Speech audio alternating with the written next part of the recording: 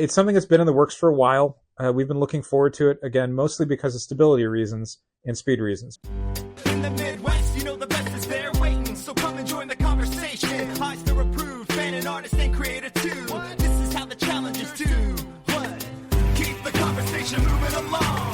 Keep reading comics, keep your local store strong. If it's hard, then it's a job for the challengers.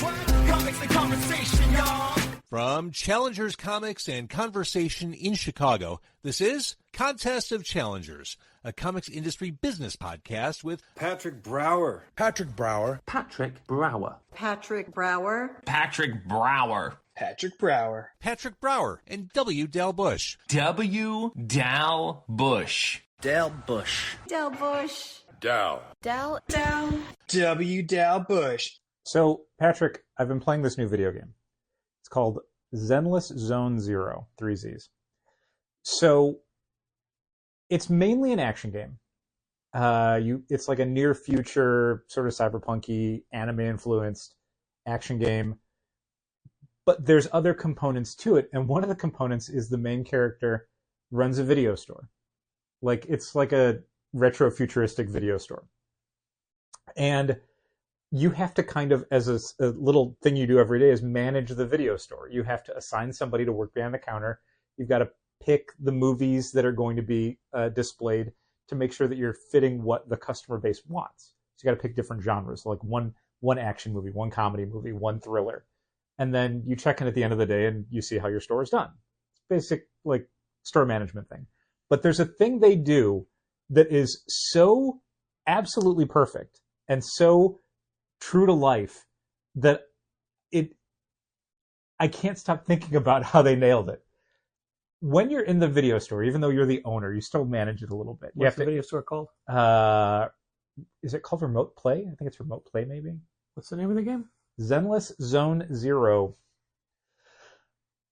When you're in the video store, while someone else is technically the manager, I think they call them a promoter, you will occasionally see a customer there, and the customer will have a little speech bubble thing over their head saying, hey, you should talk to them. Something's going to happen. You'll get a reward if you talk to them and further the plot. And well, that's play not the true game. life. So when you talk to the customer, they will frequently need a recommendation. And it's like, well, yeah, that's what running a store, an independent store, is. People are sometimes not going to know what they want. You have to help them find it. But the thing about it that's crucial is they'll kind of give you, in their little dialogue of like a paragraph, a keyword or two, and you'll key into that, and you'll know, okay, they want to see a comedy. So what you have to do is, in your very limited selection of videos, pick something that they're going to like, and it's usually just matching a keyword. And the thing about that that's so brilliant is that when someone comes into a comic shop and they're looking for a recommendation, you're not just trying to think of what is the book that exists in the world that they are most going to enjoy. What you're doing is thinking, what do I have right now that I can sell to them? Which of the 10 to 15 things that I can think of right now that we have is the thing that's going to match the thing that they want? And So something about that is so perfect to me. Are your recommendations just based off of what you have in stock? Yeah. Like you're not just picking any movie that exists and typing it in? Again, what you're doing is you're looking at the 8 movies that the store has in this little screen, and they're all categorized like, this one's an action movie, this one's a thriller, this one's a documentary, this one's a retro film. And off of the keywords that the customer character is giving you, figuring out which of those 8 movies is the correct one to recommend to them that's going to make them happy and going to earn the store money. But again, it's the fact that you have to do it based off of the very limited inventory that you have and your knowledge of that very limited inventory. And that's it. That's what running a small store is like.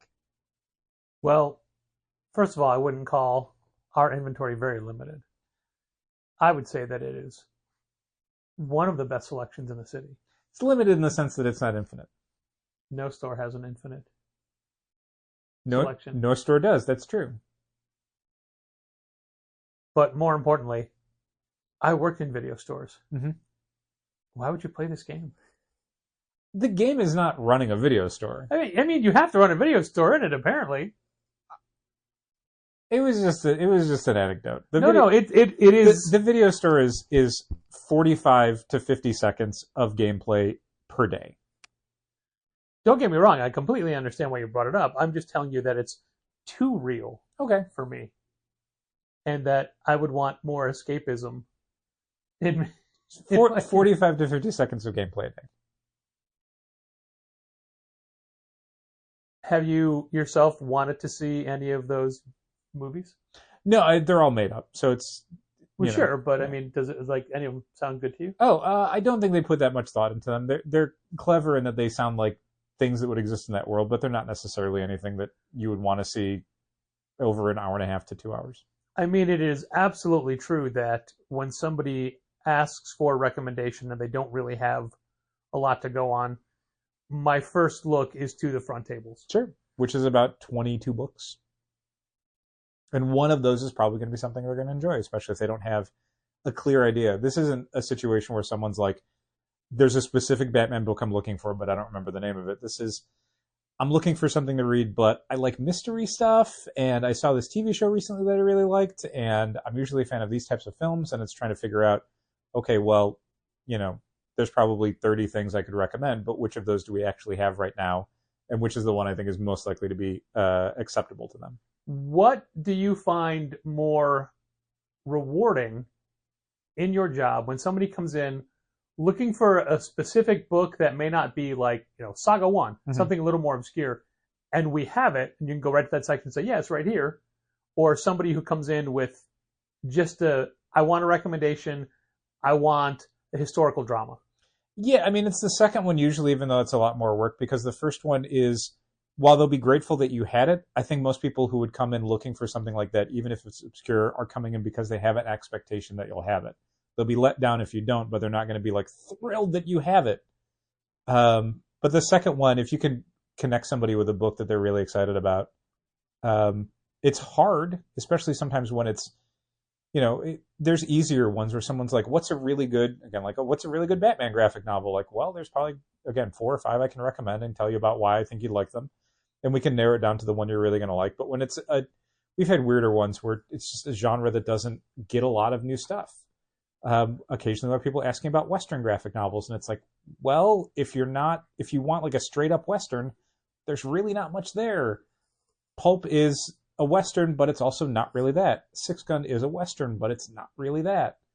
Everything has like another genre or something else plugged into it, because almost nobody is buying just a straight up Western. I love the idea of pulp being Sean Phillips telling Ed Brubaker, I want to draw a Western, and Ed Brubaker saying, I don't want to write a Western. How about I write a story about a mystery writer who writes Westerns? Yep. Go with what you know, brother. So that's going to be something that's fun for like Brubaker Phillips fans, is like a twist on their normal stuff. But anyone who's coming to that is like, I want a good pure Western, is not going to walk away happy. So yeah, when we get people asking for more niche oriented stuff, things that either aren't like, we had somebody come in the other day and what were they looking for? The Pride and Prejudice comic that Marvel had published. Oh, wow. Like 18 years ago, and it's like none of that is in print anymore. Like, I'm sorry, that's a weird thing to ask for at this point. Would you have tried to transition them into like one of the YA Pride and Prejudice? Probably not, because again, they were just like, they were not someone. It was a group that was coming in that was mostly just browsing. Like, they were not comics fans. None of them walked out buying anything. Nobody else had another question. They were just pop culture fans, and they saw a cool shop and they walked in, but they had no interest in buying anything. So spending a time out of my day trying to steer them towards something felt like time that was going to be ill spent for me and for them. Do you also find that sometimes people that want such a generic recommendation take longer to choose a book as opposed to, oh my God, yes, going for the first one you suggest? Yeah, I'm sure you've had this experience plenty of times where somebody has come in and they're just like, I need something new to read. And it's like, okay, what have you read recently? Nothing. Okay, it's like a specific genre that you're interested in? Just something new and good. It's like, oh, Jesus Christ, like, you're giving me nothing to work off of. And sometimes I get a little testy with them, and I'm like, can you tell me one thing that you've liked? Just like in the world. Doesn't have to be a comic book. Can be one thing literally to give me a starting point, because right now I could just start pointing to different sections of the store. So yeah, it sometimes can be a little difficult when someone comes in with an interest in comics, but is unwilling to kind of meet you halfway in helping them find something. Those situations are tough. I mean, and I know you've experienced this too over the holidays, where sometimes you'll have someone come in and it's like, I want to get something for my boyfriend, girlfriend, spouse, sibling, parent. And it's like, cool, what are they into? I know they like comics. And it's like, Jesus, like new stuff, old stuff, characters, creators, genres, anything? There's so many follow-up questions like, do they read regular books monthly? Yeah. Do they have a large collection? Yeah. How often do they buy new things? Yeah. When you say they're a Spider-Man fan, do you mean like of the character, or that they are constantly buying Spider-Man comic books? Because they're two different things I can recommend at that point. What would you recommend for somebody who likes Spider-Man? They don't know if they read it monthly. They just want to get in something good. Life Story. I'm sorry, Life Story Extra. Not Rain. We're out of stock on Rain right now. Oh, so I'm not going to recommend Rain. Ah. Also, I wouldn't recommend Rain. Rumor is that the backgrounds in Rain 2 are AI. Oh, God.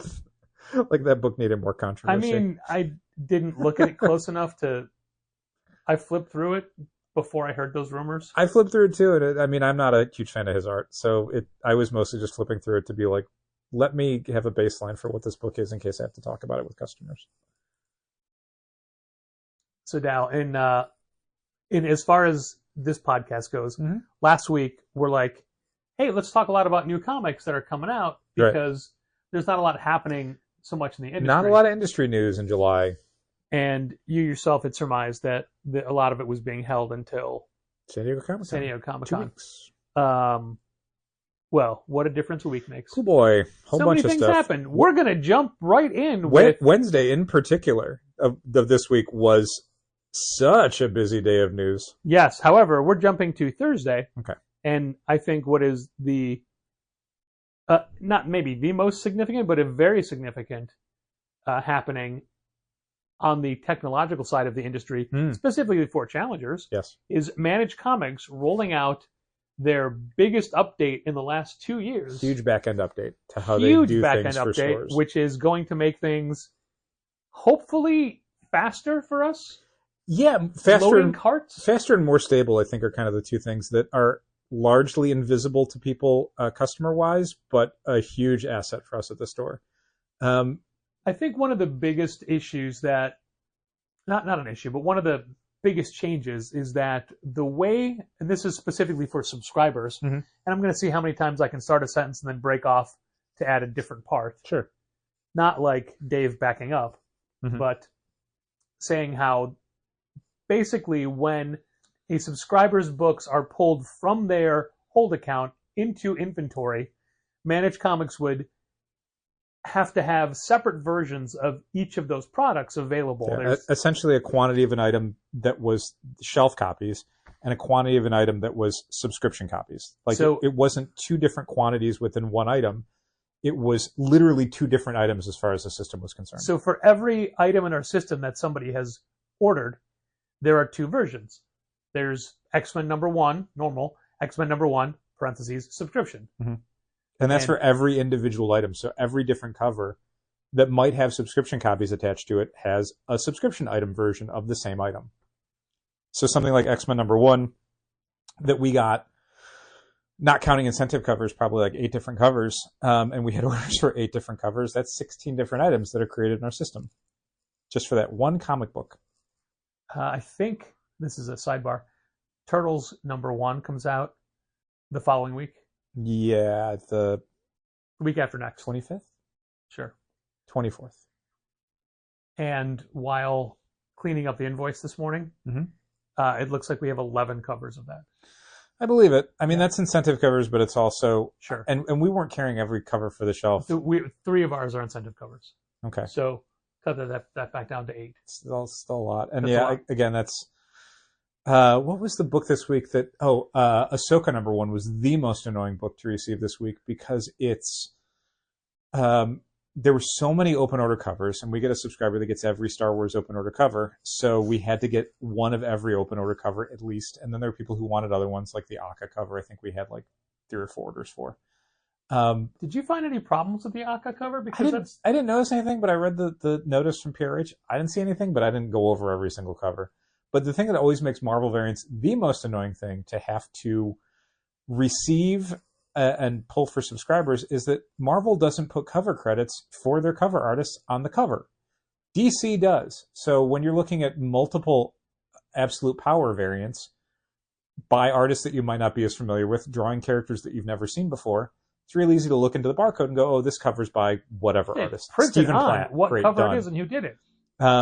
With Marvel, it isn't. So when you're looking at 7 different Ahsoka #1 covers, and it's like, and when you're getting literally one copy of each, so you can't even say, okay, well, you can't base it off of this quantity. one I got 5 copies of, and I got 5 copies of the Yaka cover on my invoice. This must be the Yaka cover. We're done.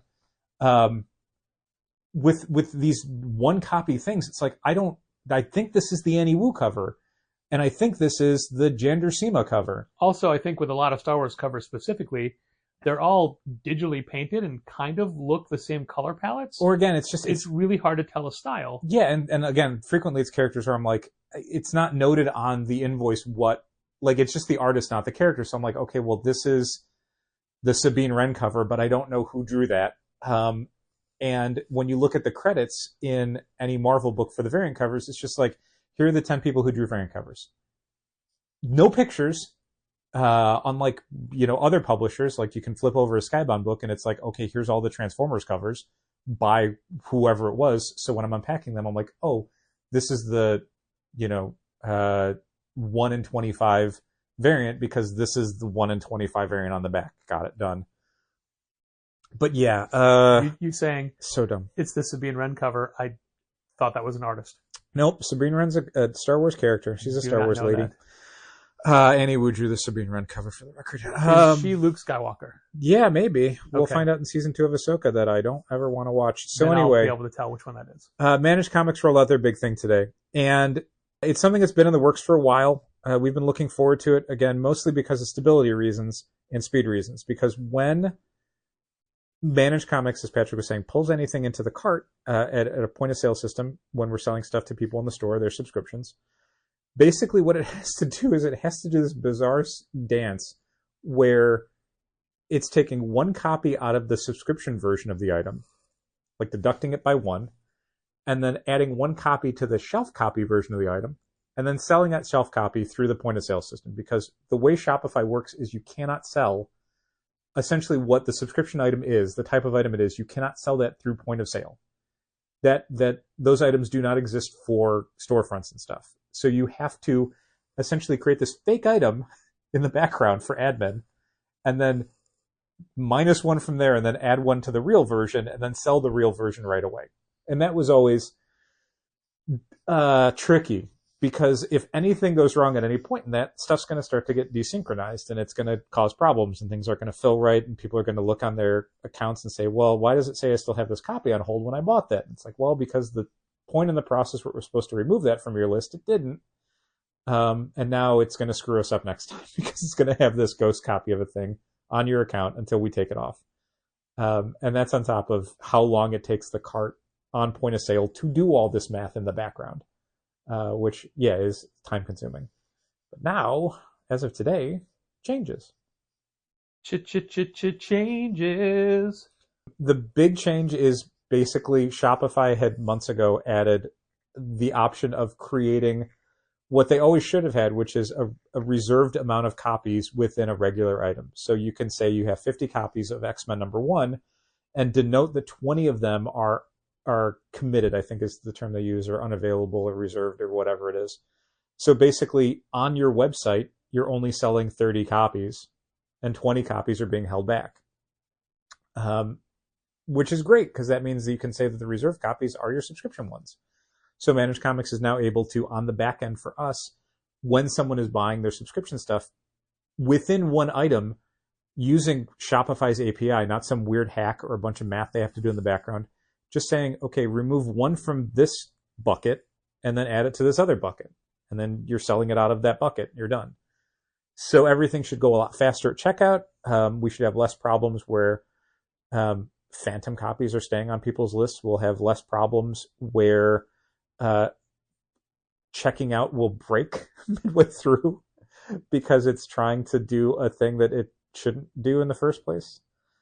And the really good news for us in the background, beyond just the stability and the speed things, is that it allows Managed Comics to do a lot more fun stuff that we've been requesting for a while, like the ability to add things to people's accounts after a book has been released. Currently, if you say, hey, set this aside for me, which is a very easy thing for a customer to say in a store, it becomes an incredibly difficult thing for us to do in the background, because there is literally no way for us to add that to your account in Managed Comics after it's come out. It's the communication is from Managed Comics to Shopify, not the other way around. So when you're pulling something off the shelf that we've received in Shopify, we cannot then send that to Managed Comics. It's too late.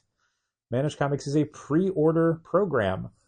But when Managed Comics is switching over to the new Shopify functionality, where they're able to create individual buckets within an item instead of creating multiple items, that allows Managed Comics to then have a more bi-directional control over what's going on with Shopify. So it allows Managed Comics to move something within Shopify from one bucket, the shelf, back to the reserve bucket instead of just going the other direction. So we can then tell Managed Comics, hey, this Batman comic that came out last week, this customer wants us to set it aside for them.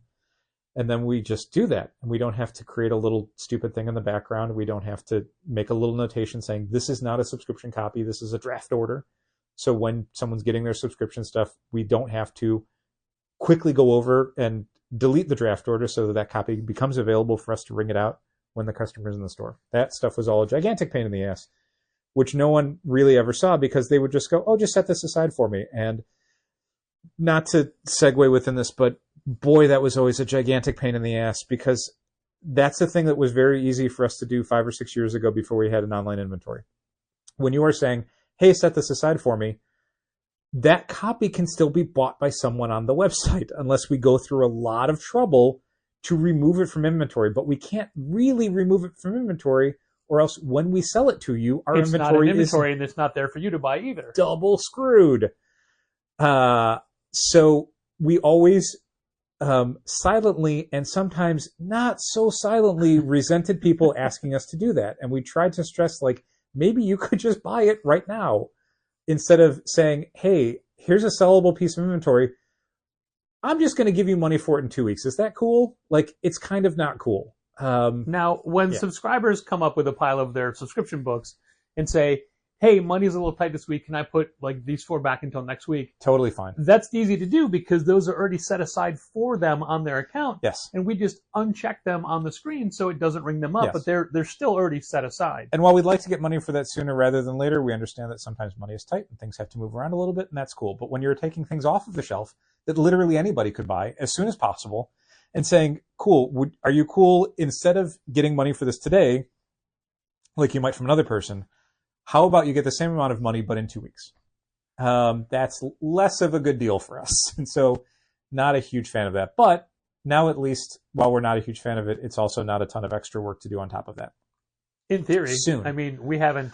That's, in theory, all stuff that's going to Happen this go weekend. live over the next few days, because the big gate for everything that Managed Comics wanted to do for all this cool extra functionality was getting the first step in the process to work right.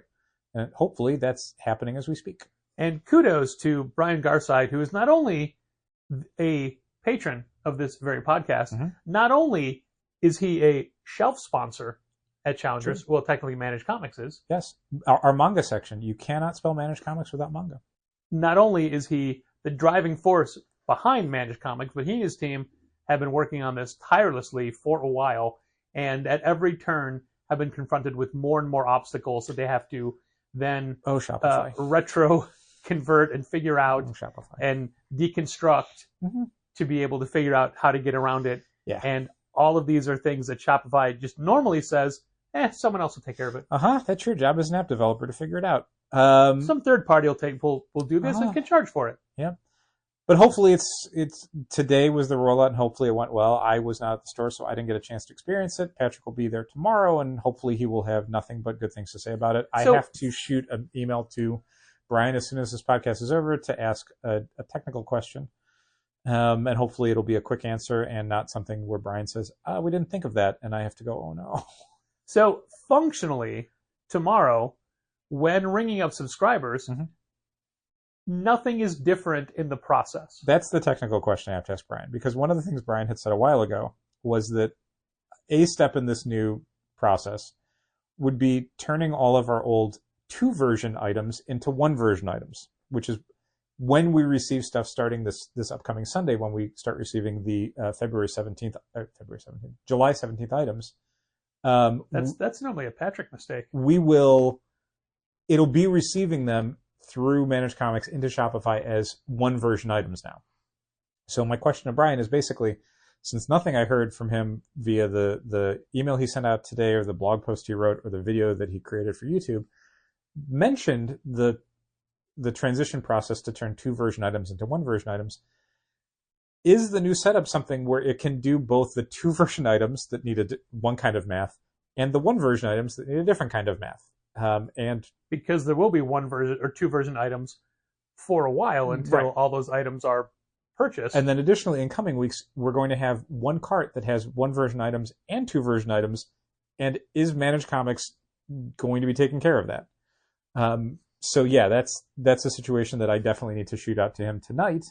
I didn't want to do it earlier this morning because I know that they're working on it today, and specifically in the afternoon they were going to be spending a lot of time moving everything on their end over to the new version. But it's definitely something I would like an answer to before we open for business on Friday, to know whether or not, like, is this working okay? Is this doing what it's supposed to do? Is it creating, like, is it screwing up our inventory is kind of the short version of the question I need to ask him. Or theoretically, is it almost reducing our inventory by half?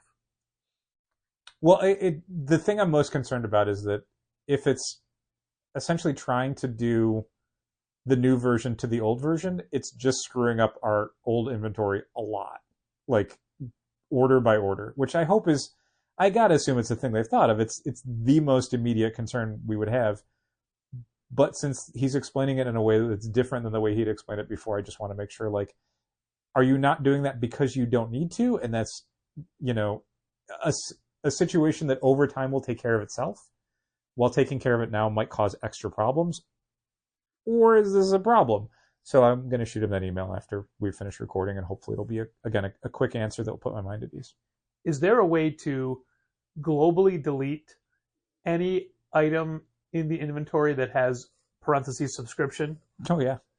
So that'll be a thing that, because even moving forward, when it's all a 1-cart system, there's thousands of old dead items that exist that we can hopefully eliminate. I've never deleted those before because you never know when you're going to need them again, I guess, sort of. Sure.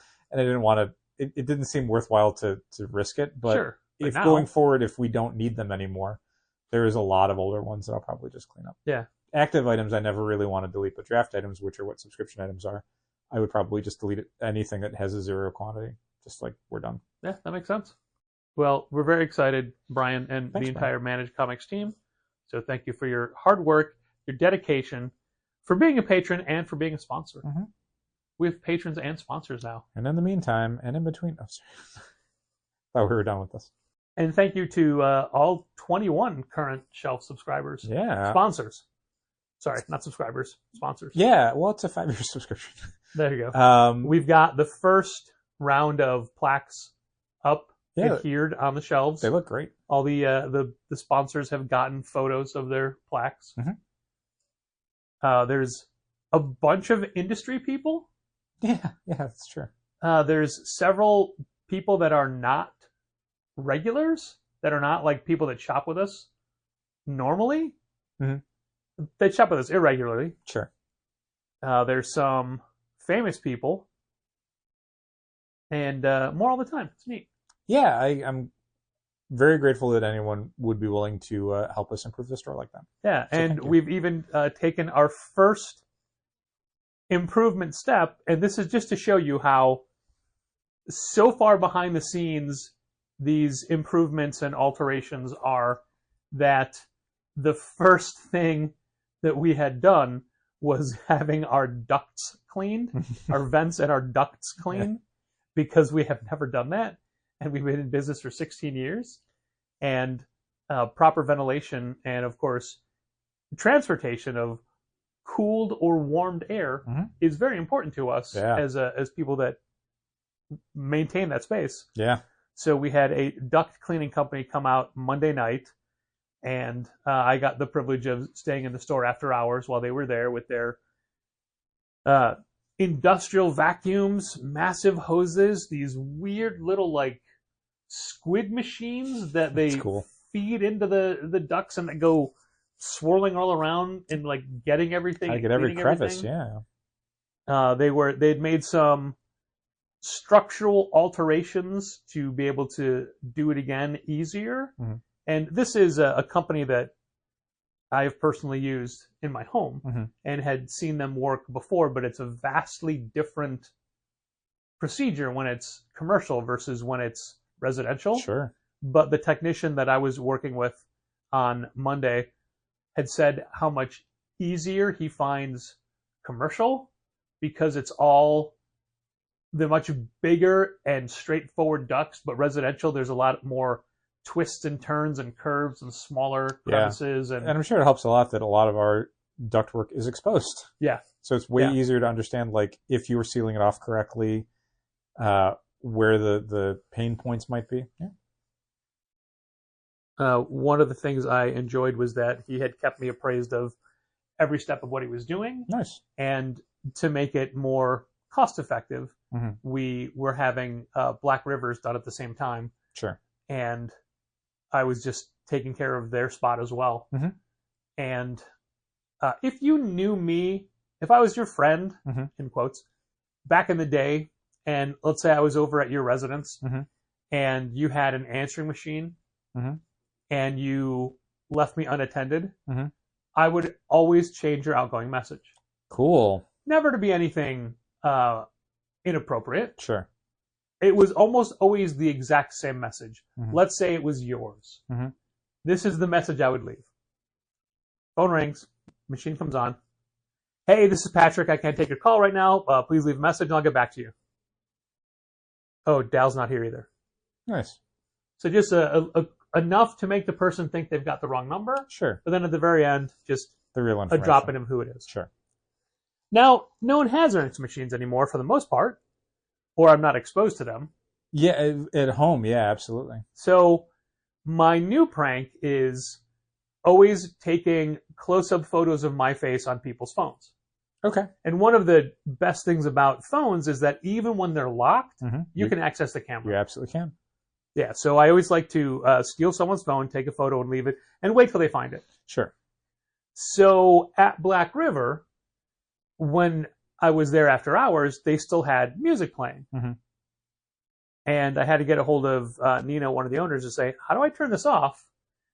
And it turns out that they leave it on sometimes for the enjoyment of the people who are opening in the morning. Okay. But I was told, oh, it's the tablet. Just find the tablet. It's probably the Sonos app or whatever it was. Okay, sure. So I went over to the tablet, and it didn't need a passcode to get in. And the lock screen is some younger person's face. Okay. And that's also the background image. So it's both the wallpaper and the lock screen. Got it. So I replaced the lock screen with just my standard open mouth, like smiley, wide-eyed expression. Sure. And that was immediately passed around to their entire chat group. Perfect. When I bumped into Kiana in the hall the next day, she's like, hey, I like your photo. Aw. I'm like, hey, you're the first person to send anything. And I'm like, yeah, it was passed around. But it was quite interesting because I had to make a lot of decisions for their business as well about how the vents were going to get cleaned and certain things. And there were specific things that the technician discovered about their furnace. They're not furnace cleaners.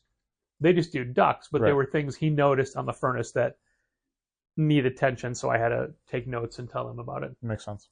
But anyway, these are the kind of things that we don't normally have budgeted in our day-to-day business running. Right. So it's nice to be able to pull the trigger on some of the stuff. We had an electrician come in to give us a quote on replacing all the light fixtures or the bulbs themselves and getting rid of the ballasts.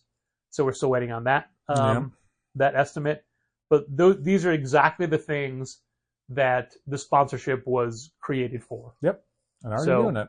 Thank you so far for the 21 people and counting, including today's sponsor, Matthew Rosenberg. Yeah. So duct cleaning, that's super fun. And sponsors. So we talked about Thursday. Let's backtrack to Wednesday. Let's do it. And the first announcement that came out on Wednesday Mhm. was that the publisher DSTLRY, Mhm. or alternate pronunciation, Distillery. which was a company that you could order from multiple distributors, Yeah, Lunar and Diamond, I think, were the two distributors that were distributing them. is now immediately, as of next week, going exclusive Yeah. with Diamond Comics. So anything that we had not already done final order cutoff dates for from Lunar is now not being filled by Lunar. So even things that they've been taking initial Initial orders orders for over the next couple months, like stuff that's been in catalogs, done. No. So we got a long list of stuff from Lunar that's like, you're not getting any of these. You need to place orders someplace else. Which we were getting our DSTLRY stuff from Lunar. We kind of preferred getting it from Lunar because we got it a little earlier. Now we got to get it from Diamond. And this is a situation where, DSTLRY had some industry-facing announcements about how great this is. And Diamond had some industry-facing stuff about how great this was. But this is really just a move where it only helps DSTLRY and Diamond. Like, it's nothing. It doesn't make it better for us. If you were already getting your stuff from Diamond, nothing changes. If you were getting your stuff from Lunar, everything changes, and you have to do something about that. This helps DSTLRY in the sense of, I'm sure, they only have to have one distributor handling their books, so they don't have to ship to two different people and worry about two different inventories in 2 to 3 to 4 different places. Yeah, now their printer can ship directly to Diamond Yeah. and be done with it. And also they get better placement in Diamond's catalog now because I think they're a deluxe or a premier publisher or whatever. So in the next Diamond catalog, they're going to be one of the first publishers, which, as we'll talk about in a second, is good because Diamond's going to be losing additional front of the catalog publishers real soon. It's not a big deal. Any change in the industry is going to get a certain amount of retailers angry about it for specific reasons. And, I get it. This is a move where, depending on how you feel about different distributors, is either great news or terrible news. And my own indifference to some of it shouldn't negate the fact that it probably is affecting certain retailers negatively. Some of it is overblown, but some of it, people probably have legitimate gripes, and it's like, I get it. It sucks to lose the option of ordering from different distributors. That's one of the overall problems of the last few years of the industry, is that while people bemoaned for decades Diamond's monopoly, we've just traded that in for 4 different monopolies. There's very few publishers that you can get from different distributors. Most of them you're choosing. You're not choosing. You're getting them from a distributor. It's not great. There are times where you might be able to get them from a secondary distributor, but you're doing that at a much worse discount with other problems associated with it. So it's not really much of a choice. It's less a distribution change to a wholesaler. Right.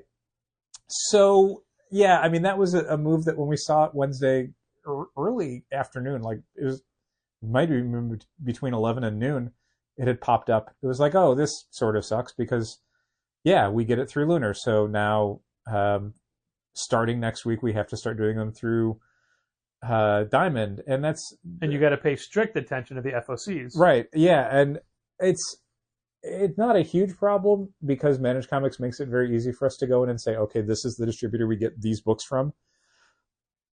So when we're trying to generate our final order cutoff list, it knows, okay, don't tell challengers about previously DSTLRY from Diamond, only tell challengers about DSTLRY when they're doing Lunar orders. But now we switched it, so it won't tell us about DSTLRY from anybody but Diamond. One of the tiny problems with that is historically, and I don't know if this has changed in the background, maybe it has, maybe it hasn't. When you switch your distributors from one to the other in Managed Comics, you lose your sales history. Basically starts from scratch. So when I'm ordering the next issue of Spectrograph, I'm probably going to have to go into Shopify and say, what did I sell for issue 2 of Spectrograph? Yeah, it's not. It's a hassle, but it's not the end of the world. It's just, oh, this sucks to not have the choice now. So as the person that does the initial orders for both Diamond and Lunar, in theory, it's not that big of a change for the work on my end. Mm-hmm. But this may be an unpopular retailer opinion. I like ordering from Lunar. I don't mind it. I like their website. Oh, no, I didn't mean you. I meant other stores. No, I mean, I agree with you. I also, I have a similar opinion. I don't dislike the process or the, I don't know, theory. Their initial order functionality on their website is easy to understand. The interface is clear. They give you a complete order history of the previous book, not sales, but order history. Sure. It can't tell you subscriptions. It's not built for that. No, but they don't have that data. Yeah, right.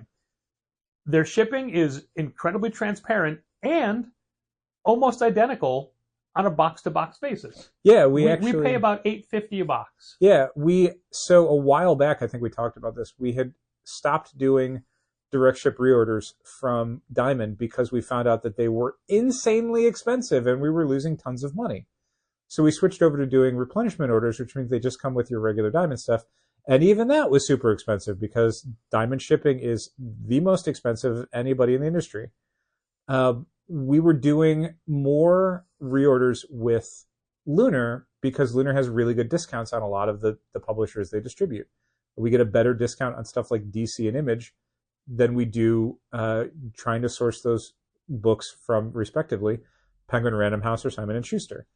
And now with Lunar, we've actually switched to doing direct ship reorders because it's nice not to get those bundled together with our weekly orders and have to separate out the two and get gigantic 6-box orders. And we found out that the shipping is the same. So we can get them faster and unpack them more efficiently with Lunar by doing them Lunar direct. will bounce around their shipping between FedEx and UPS, and the shipping costs are basically identical. Yeah. So that's been great. So yeah, I like Lunar as a distributor. And again, for something like DSTLRY, it's nice to get that from Lunar because we get it faster than we would get it from Diamond. With Diamond, we get new release products for the week the day before they go on sale. We get them on Tuesdays for on sale Wednesdays. With Lunar, we get them anywhere between now 2 days early and 5 days early.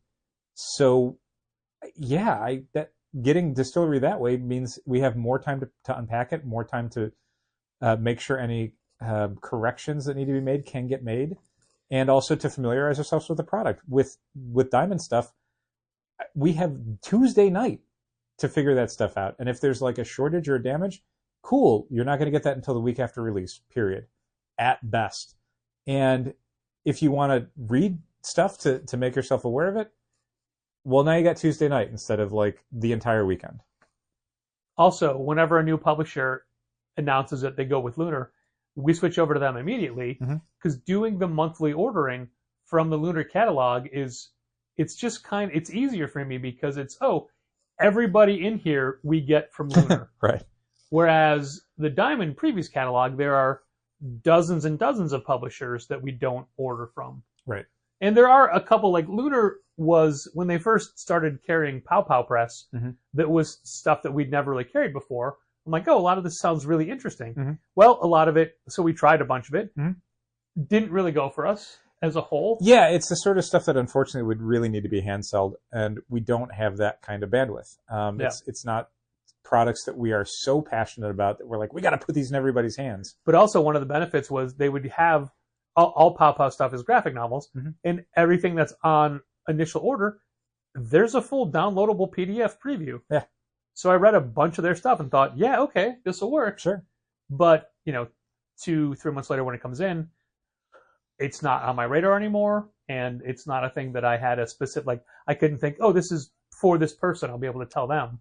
It's just something that needs to be discovered, and if it's not front face on the new release wall, it's going to have a harder time being discovered. Right, and especially because it was a lot of foreign creators or foreign language initial books that were translated, that then it became a situation that we would really have to inform customers of what the book is, what it's about, why they should give it a chance. And again, none of it was so fantastic that we had to, drop what we're doing to make people aware of it. And as a result, no one was aware of it, so nobody bought it. But for the attitude of Lunar being our direct competition and giving money to them. Isn't everything direct competition? Yeah, man, like that. I get that retailers are still mad about that and probably will be mad about it forever, but dude, that ship has sailed. Like, you're going to die mad about it. And who wants to do that?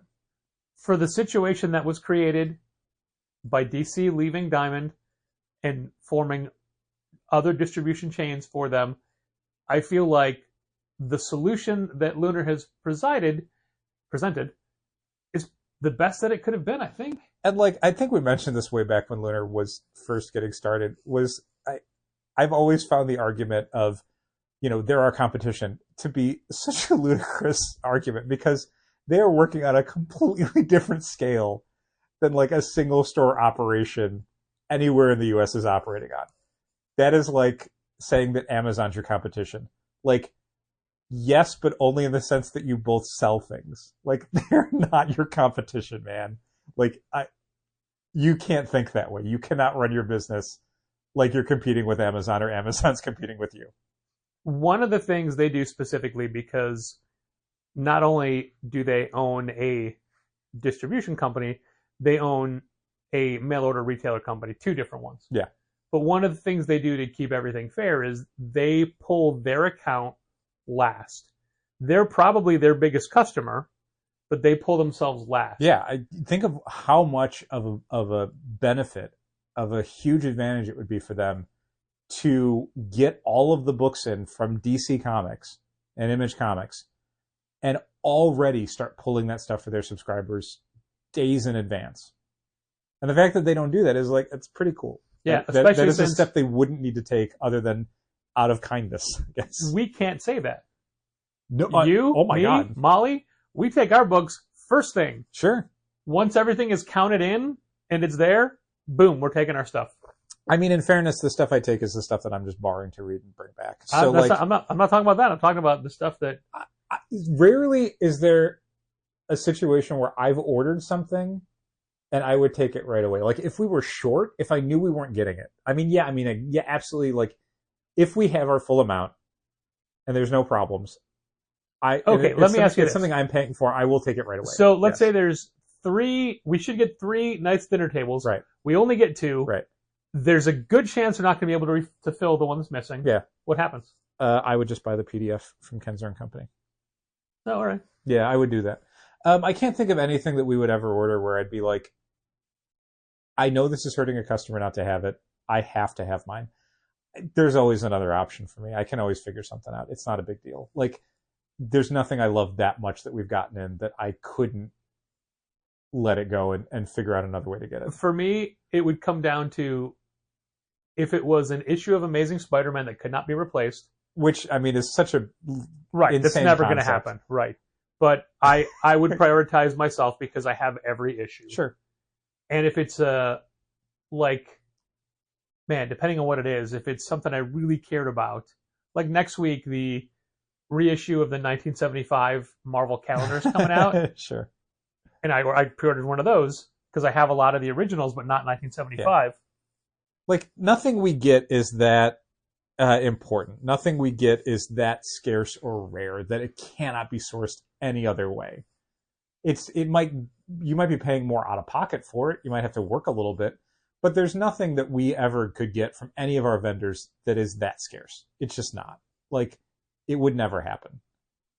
I mean, there are plenty of times where we're shorted a book, we can't get it replaced, like Maria Wolf's covers for one of the Ape covers, yeah. The Ape variants that she did for April. Right.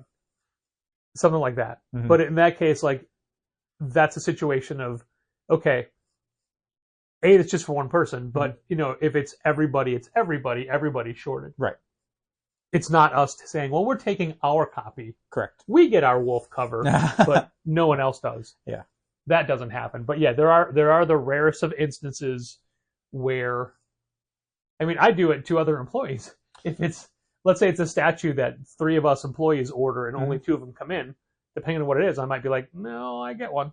Yeah, and then but not always. Yeah, internally, we can always try and figure out, like, essentially who ordered it first. And it's almost always like you, me, or Molly order it first.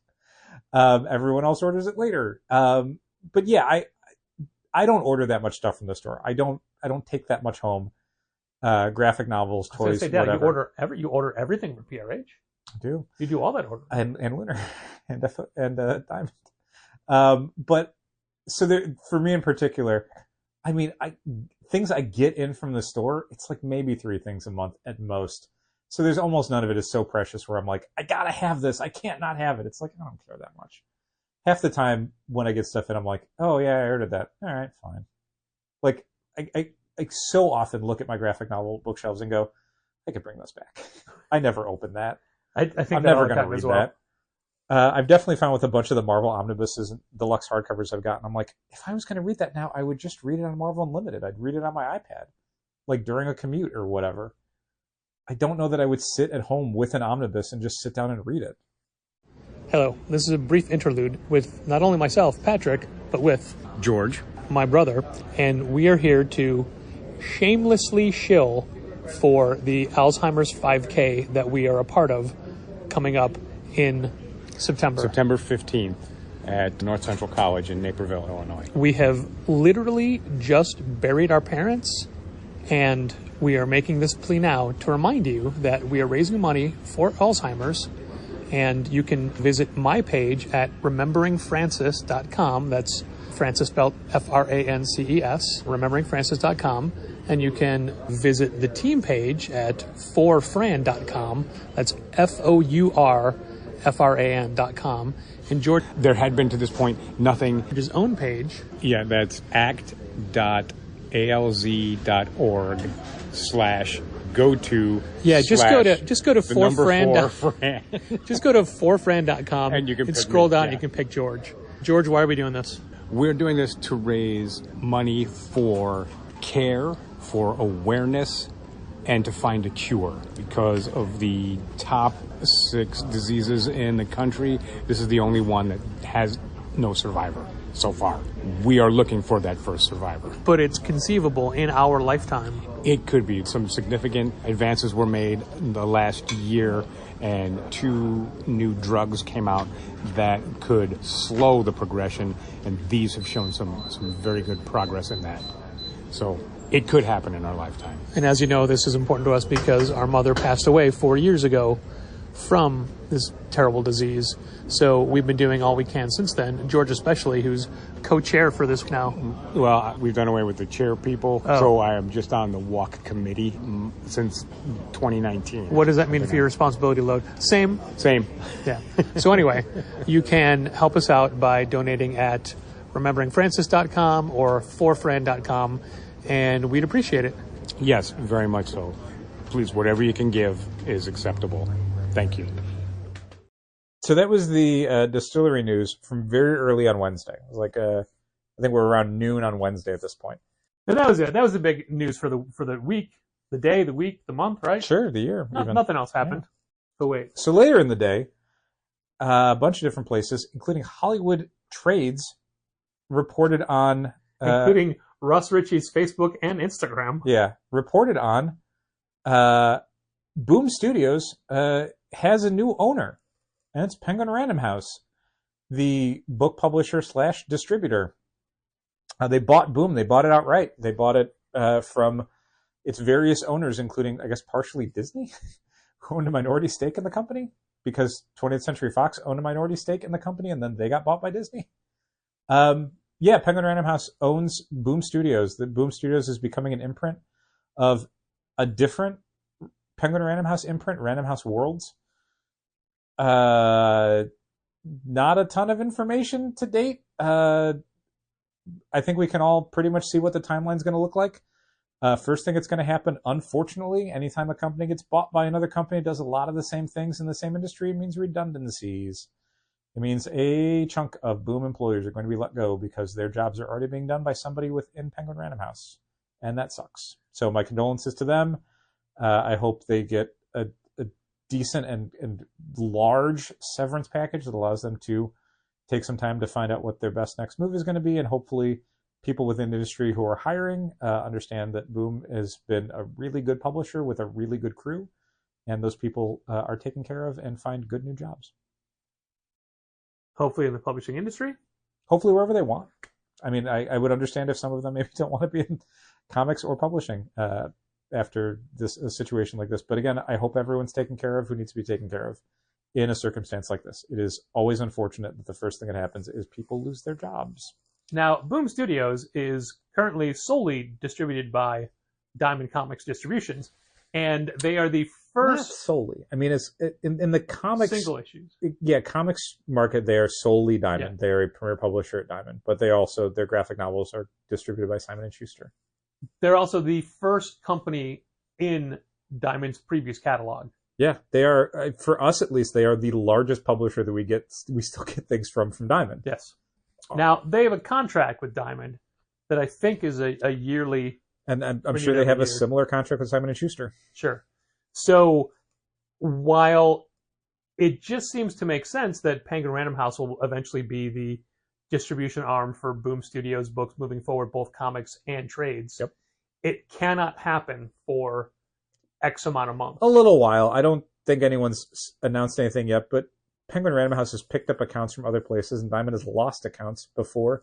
And they're usually communicating that very well. Rarely is it with as much speed as the distillery announcement was made, where it's like, basically anything you didn't order this past Monday, you're not getting. Anything that's been in the catalog. Usually, there's a little bit more of a rolling thing of like, hey, in a couple months, it's going to be switching from one to the other. So like anything you've ordered or we've solicited is fine, but anything we haven't solicited yet is going to be under a new set of expectations. It usually doesn't happen retroactively. That was the thing with Distillery where it was like, oh, you made this more difficult for us. Thank you. Not cool, guys.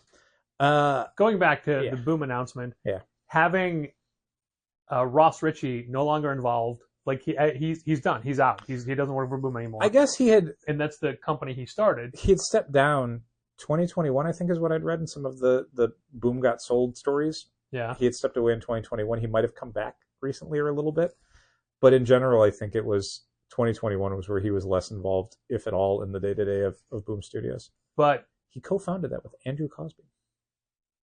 Ross and Boom has always been a parallel in my mind to us and Challengers, because when I met Ross Ritchie on the show floor of San Diego Comic-Con, he was working for A1 Atomica Press, and he was going to individual store tables and trying to sell variant covers, like hand sell direct to, and he sold me some of their covers right then and there. And this is when I worked for Graham Crackers, so it was a different life for both of us. Yeah. And then him starting Boom, and shortly after us starting Challengers, was a major turning point in both of our professional careers. Sure. And then to work together with Ross numerous times over the years on events, on special covers, on just, I remember Ross Ritchie would just call and be like, what's going on? How are you? How's life? Sure. Like, he would call me.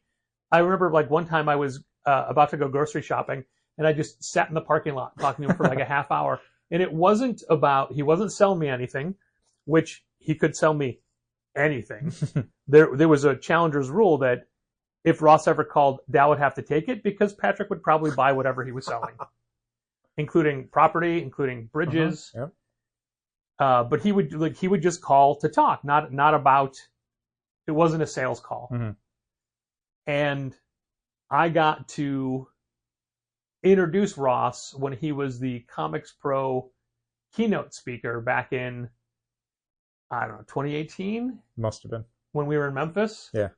And once I found out he was the keynote speaker, I volunteered. I'm like, can I introduce him?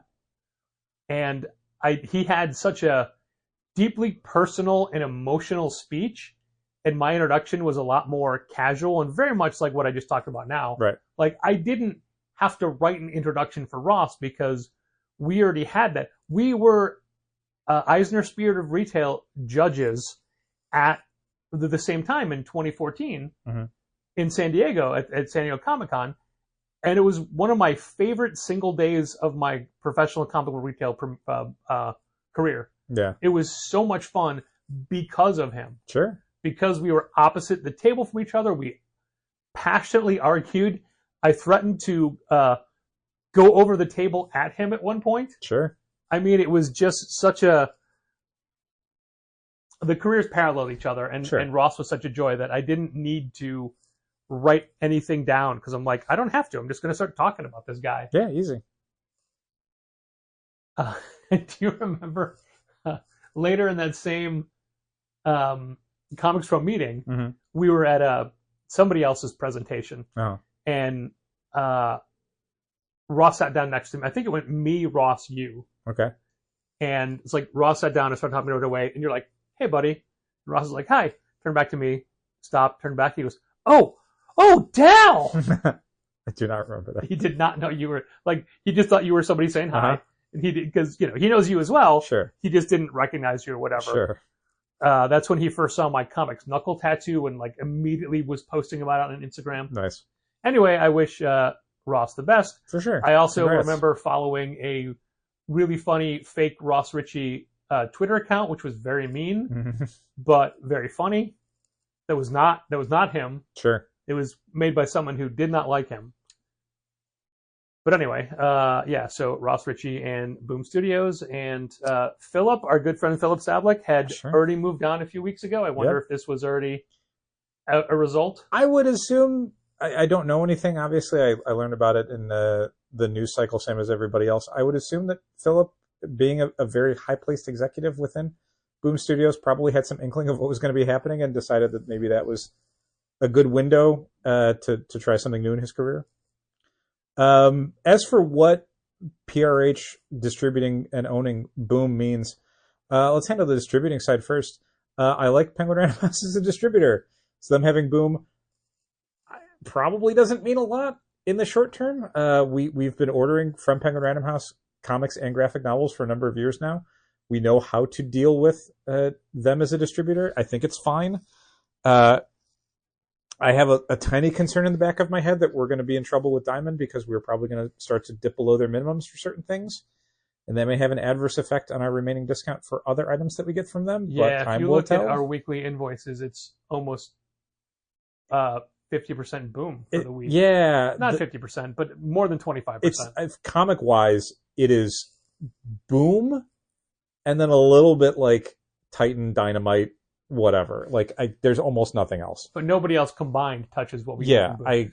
Diamond is mainly a toy distributor for us now. Yeah, and specialty items and stuff like that. Blacklight poster thing, calendars, which we could have sourced from Abrams if we'd done it that way. It's not great for Diamond probably to lose one of their few remaining very large comic distributors. And I say very large in the scale of their remaining comic distributors that they are the sole or primary distributor of. Like, they obviously still carry Image and Marvel, but they're a wholesaler for them. They are not the distributor for them. Think how much money Boom's not going to lose anymore on shipping rebates. So that's the thing that kind of gets into the midway point of how we feel about PRH distributing Boom versus PRH owning Boom as a comics publisher. Unclear in the future what of Boom's current policies in regards to distributing comics in the direct market. Boom has always been the most retailer-friendly and over. proactive. The Boom Guaranteed Returns program is probably going to go away. I mean, PRH as a distributor is set up to do returns on comics. Dark Horse does it for some stuff. IDW does it for some stuff. I think any publisher can do it. So it's not as though Penguin Random House doesn't have the mechanism for it. It's just, I don't know if Penguin Random House has the appetite for it. They might not care as much about that aspect of growing the market or, serving the direct market community. That might not be as much of an interest for them going forward. Maybe, maybe not. I don't think Boom is going to stop publishing single issue comics anytime soon. However, Penguin Random House does not currently publish single issue comics for any of their imprints. They do graphic novels, they do books, they do trade paperbacks, they do collections. So, while they distribute single issue comics, they don't really make them.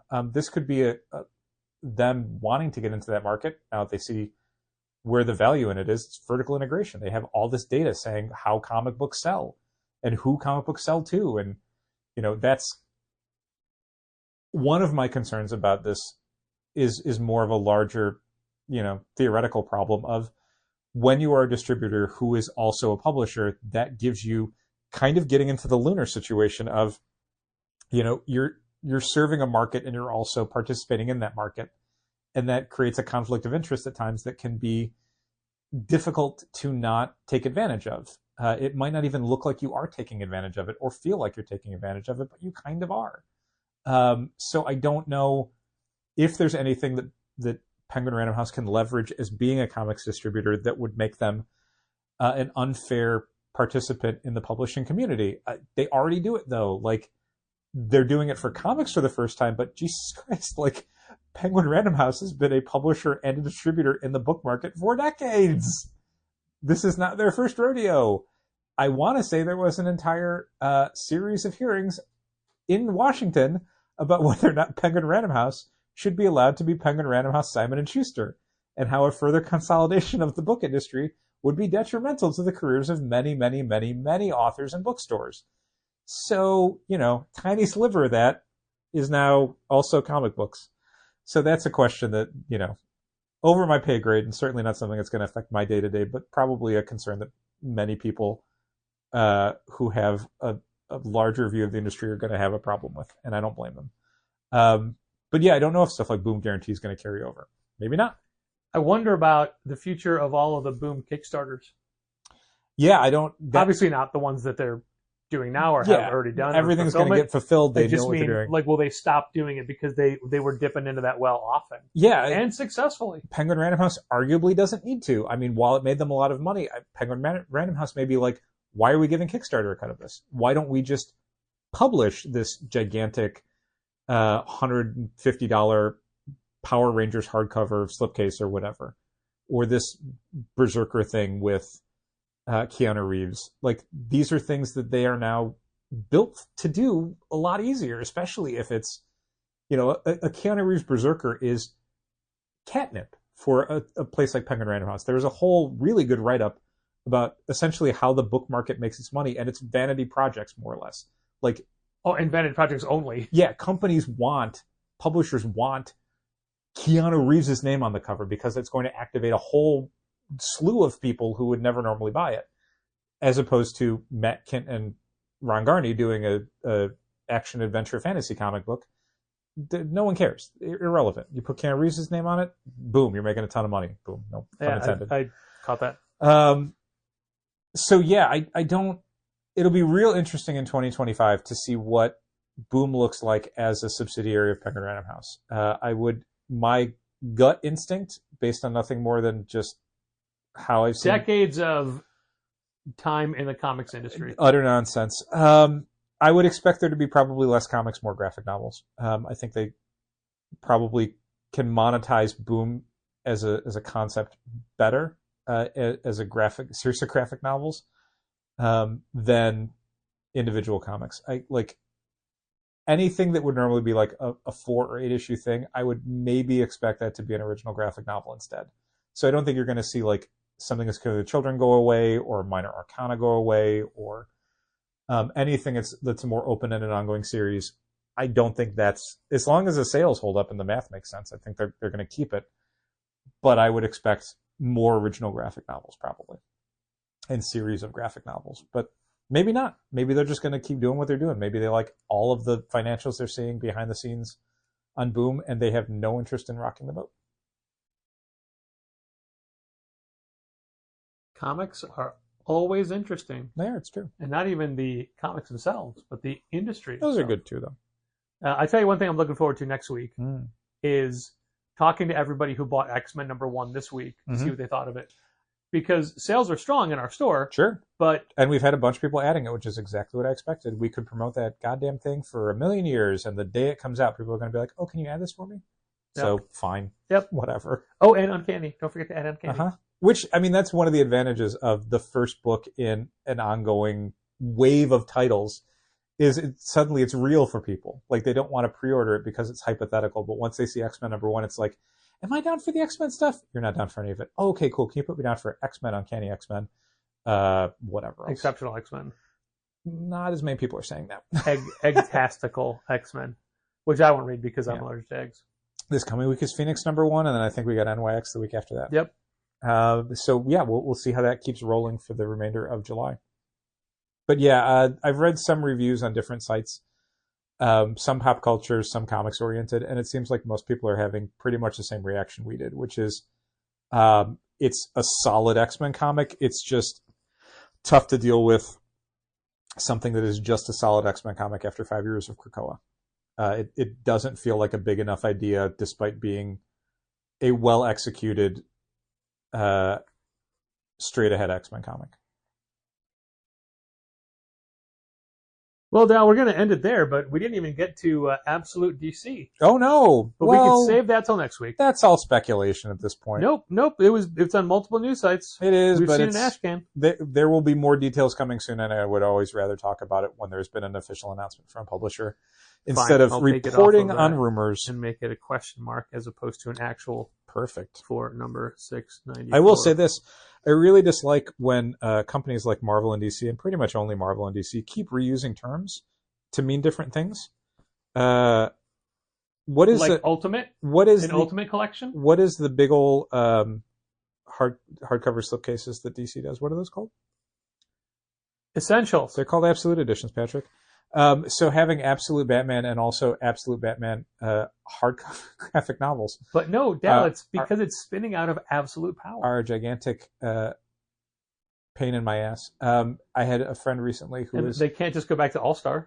Expressing some weird... trepidation? No, just confusion over how they'd seen a Marvel Masterworks, a new one that was so much cheaper, even though it reprints like older material. And it's like, oh, you're looking at Mighty Marvel Masterworks. Those are a different thing. Marvel Masterworks are $100 hardcovers. Mighty Marvel Masterworks are tiny $16 softcovers.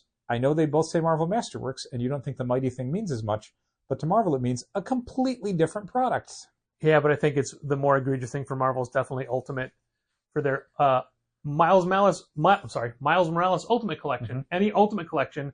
Plus, they have all their Ultimates collections. Yep.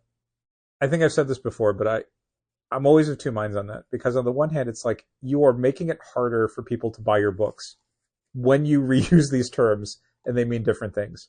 But on the other hand, you're making it so hard for people that they have to go to stores like Challengers to figure out what the hell to get. And it's like, well, that keeps me in business. So, as always, maybe I don't want Marvel or DC to ever get their acts together and make it easy for people to buy their books. Because then I'd be out of a job. I hope that's not the only thing keeping us in business. It definitely helps. It makes us seem like geniuses when we can explain to people, here's why there's 4 different kinds of Invincible comics. Why are there? I don't mean what are the different formats. I just mean why. Why are there Invincible? Hopefully everyone can answer that. Thanks for listening. Keep reading comics. This has been Contest of Challengers. Thanks for listening. Keep reading comics. Challengers is located at 1845 Northwestern Avenue in the Bucktown neighborhood of Chicago. 773-278-0155. Keep up to date with new releases and events at challengerscomics.com. And help fund this podcast at patreon.com/challengers.